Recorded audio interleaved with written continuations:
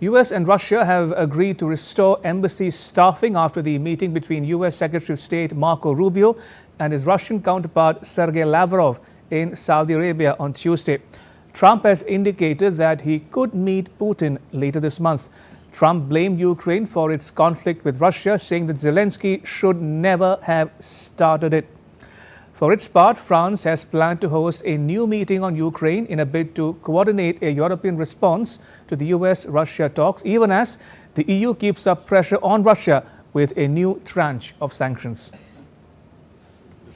The US and Russia have agreed to restore the normal functioning of each other's diplomatic missions. This was one of the outcomes of the talks between US and Russian officials in Saudi Arabia on Tuesday. The Riyadh talks were aimed as a step towards ending the Ukraine-Russia conflict after US President Donald Trump, who took office last month, ordered top officials to begin negotiations. First step of a long and difficult journey, but an important one.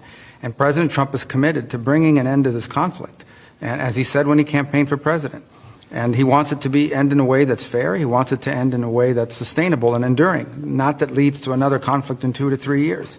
That's not going to be easy to achieve, but he's the only one in the world that can begin that process. Donald Trump is the only leader in the world that could initiate that process. Trump's envoy, Keith Kellogg, reached Kyiv on Wednesday for discussions with Ukraine's President Volodymyr Zelensky, who postponed a visit to Saudi Arabia that was planned for Wednesday to avoid giving legitimacy to the US-Russia talks held in Riyadh. Meanwhile, Trump has said that he may meet Putin this month. President, before the end of the month.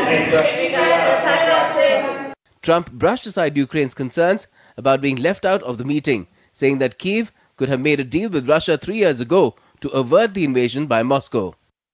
And I'm very disappointed. I hear that, they're upset about not having a seat. Well, they've had a seat for 3 years and a long time before that. This could have been settled very easily. Just a half-baked negotiator could have settled this years ago without the loss of much land, very little land, without the loss of any lives, and without the loss of cities that are just laying on their side. With US and Russia moving forward, France is hosting a second meeting to discuss Ukraine and European security on Wednesday, but has this time invited European countries who were not present earlier this week, besides NATO ally Canada. These talks are part of efforts to assess how potential security guarantees for Ukraine could look, how Europe should move faster to increase defense spending, and how to move more quickly as the US government speeds up diplomacy to end the 3-year war between Ukraine and Russia. Even as the US pushes for peace talks with Russia, the EU on Wednesday agreed on a 16th package of sanctions against Moscow. This includes a ban on primary aluminium imports, sale of gaming consoles, and the listing of 73 shadow fleet vessels.